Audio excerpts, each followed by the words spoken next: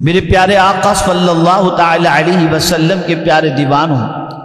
رسول گرامی وقار صلی اللہ تعالی علیہ وسلم نے جو ارشاد فرمایا، اب وہ لوگ سبق حاصل کریں جو قرض تو لیتے ہیں لیکن اس قرض کی رقم سے عیاشیاں کرتے ہیں، عیش موج کرتے ہیں، گاڑیاں خریدتے ہیں، اور نہ جانے کس کس طریقے سے ان کا انجام بہت سخت ترین ہے۔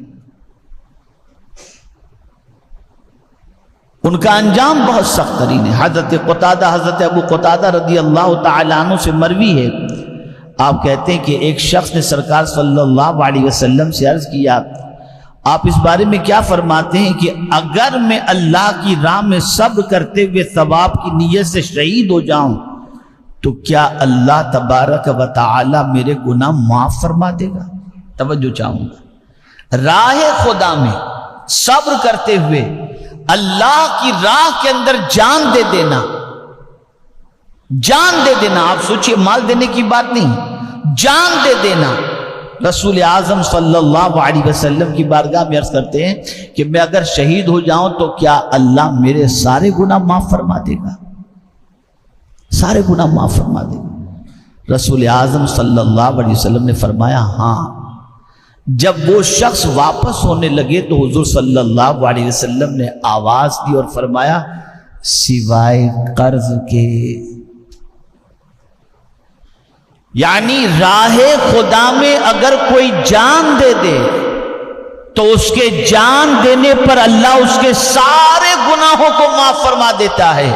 سوائے قرض کے کہ یہ گناہ اللہ معاف نہیں فرماتا۔ آپ ذرا سوچو۔ اور پھر حضور صلی اللہ علیہ وسلم نے فرمایا، جبریل امین علیہ الصلاۃ والتسلیم نے اسی طریقے سے فرمایا ہے۔ اب ایک اور حدیث شریف آپ سماعت فرمائیں اور محسوس کریں، اور میں پھر اس کے نتیجے کی طرف آپ کی توجہ کو انشاءاللہ مبذول کراؤں گا۔ میرے پیارے آقا صلی اللہ علیہ وسلم کے پیارے دیوانوں، آقا کریم صلی اللہ علیہ وسلم کے سامنے ایک جنازہ لایا گیا اور رسول رحمت صلی اللہ علیہ وسلم سے عرض کیا گیا کہ یا رسول اللہ صلی اللہ تعالی علیہ وسلم اس کی نماز جنازہ پڑھا دیں۔ تو آقا کریم صلی اللہ علیہ وسلم کی عادت کریمہ تھی کہ جب کسی مومن کی نماز جنازہ کے لیے کہا جاتا یا کسی کی میت ہو جاتی اور حضور نماز جنازہ پڑھانا چاہتے تو سب سے پہلے پوچھتے، اس پر کسی کا قرض نکلتا ہے؟ تو ایک جنازہ لایا گیا، آقا کریم صلی اللہ علیہ وسلم نے حسب معمول پوچھا تو بتایا گیا کہ ہاں حضور اس پر قرض ہے۔ تو سرکار نے فرمایا یہ کچھ مال چھوڑ کے مرا ہے؟ ہاں حضور کچھ مال چھوڑ کے مرا ہے۔ کہا اس مال سے اس کا قرض ادا کر دو۔ قرض ادا کر دیا گیا، پھر حضور نے اس کی نماز جنازہ پڑھائی۔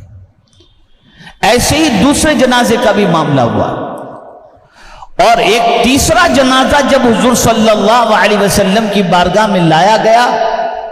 اور سرکار صلی اللہ علیہ وسلم نے فرمایا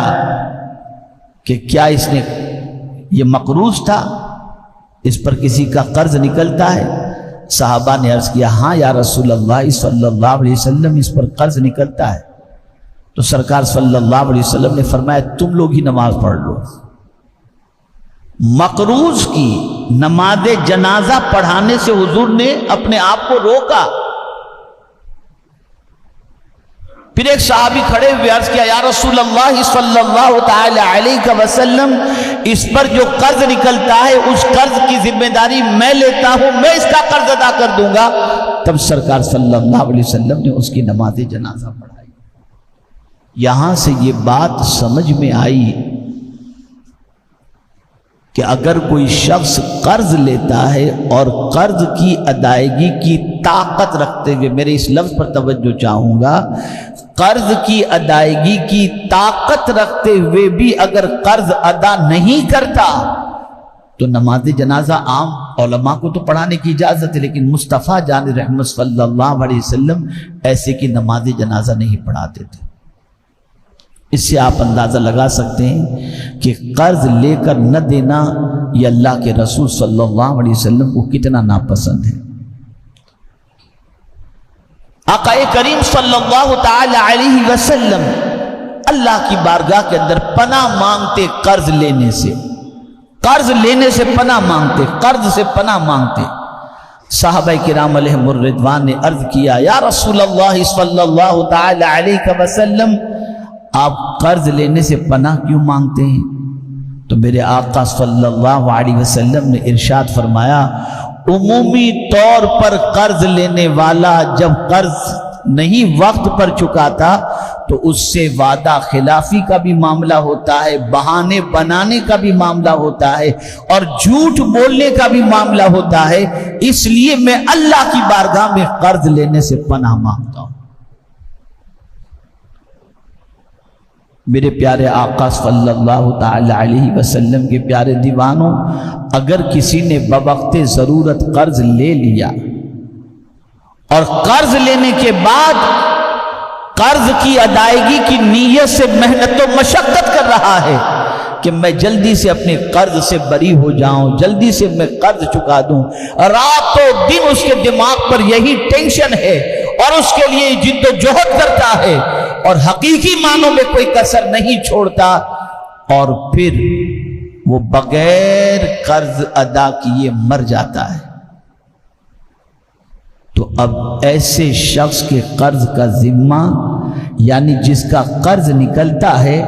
اس کو اللہ کے رسول صلی اللہ علیہ وسلم کل بروز قیامت راضی کر لیں گے، راضی کر لیں گے۔ بلکہ حدیث شریف ہے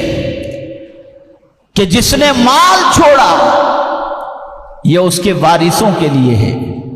اور جو قرض چھوڑا وہ میرے ذمے ہے، سرکار فرماتے ہیں صلی اللہ علیہ وسلم۔ وجہ کیا ہے؟ تاکہ امت کے گناہ معاف ہو جائے، لیکن کس کے لیے؟ کہ جو قرض دینے کی کوشش کرتا ہے، محنت و مشقت کرتا ہے، رات و دن فکر میں لگا رہتا ہے کہ مجھ پر جو قرض ہے میں پہلے اسے چکاؤں، یہ نہیں کہ قرض نکل رہا ہے اور قیمتی چیزوں کا استعمال کر رہا ہے، وہ کم سے کم میں گزارا کر رہا ہے اور اپنے قرض کی ادائیگی کی فکر سب سے زیادہ رکھ رہا ہے۔ ایسے شخص کی اگر کیفیت یہ ہوئی کہ کوئی بعد میں اس کے مرنے کے قرض چکانے والا نہ ہو تو مصطفیٰ جان رحمت صلی اللہ علیہ وسلم اس کی ذمہ داری لیتے ہوئے نظر آتے ہیں۔ معاشرہ ہے، انسان کی ضرورتیں ہیں، انسان اپنی ضرورتوں کے اعتبار سے قرض لیتا ہے اور اس کی پریشانی میں وہ قرض جو ہے وہ مانگ لیتا ہے۔ ہمیں اگر ضرورت پڑنے پر کبھی قرض لینا پڑے تو آج کا جو ماحول ہے، میرے بہت سارے بیپاری بھائی یہاں پر موجود ہیں، میں تو بیپاری کی کیا بات کروں، اگر آپ کو بتاؤں گا تو واللہ آپ کو حیرت ہوگی۔ بہت سارے عمرہ اور ٹور چلانے والے حضرات جو ہیں وہ یہ کہتے ہوئے نظر آتے ہیں، حضرت فلاں بیپاری پر ہمارے عمرے کے جو اس نے پوری فیملی کے ساتھ عمرہ کیا، ہمارا اتنا پیسہ نکلتا ہے، اس نے اپنی فیملی کے ساتھ حج کیا، ابھی تک پیسے نہیں دیا۔ شادی بیاہ میں کیٹریس، وہ لوگ فون کرتے ہیں اور کہتے ہیں دعا کریں حضرت، ایک کیٹر تو ڈوب گیا بیچارہ، تباہ ہو گیا، ختم ہو گیا، وہ صرف اس وجہ سے کہ بڑے بڑے مالداروں کی شادی کا آرڈر لیا اور آرڈر لینے کے بعد اس نے بہت لذیذ کھانے بنائے، کل آنا پرسوں آنا اور سال ہا سال گزر جاتے ہیں، اس کو پیسہ دینے کا خیال نہیں آتا، اور ہاں پھر عمرہ بھی کرتے ہیں، حج بھی کرتے ہیں، عمرے کے لیے بھی بھیجتے ہیں، ادھر بھی جاتے ہیں ادھر بھی جاتے ہیں، اور سمجھتے ہمارے سارے گناہ معاف ہو جائیں گے۔ نادانوں، کان کھول کر کے سن لو، اگر راہ خدا میں جان بھی اگر کوئی دے دے، شہید بھی ہو جائے تو سارے گناہ معاف ہو جائیں گے، لیکن قرض کا گناہ معاف نہیں ہوگا، نہیں ہوگا۔ اس لیے اول تو قرض لینے سے پرہیز کریں، اور ضرورت پڑنے پر لیں تو فوری طور پر ادا کرنے کی فکر کریں، جلدی سے اس کی ادائیگی تھوڑا تھوڑا تھوڑا کر کے بھی آپ دینے کی کوشش کریں، قطعی طور پر اس میں کوتاہی نہ برتیں، اس لیے کہ جس کے آپ مقروض ہوتے ہیں اگر اسے خود کو بیچارے کو ضرورت پڑی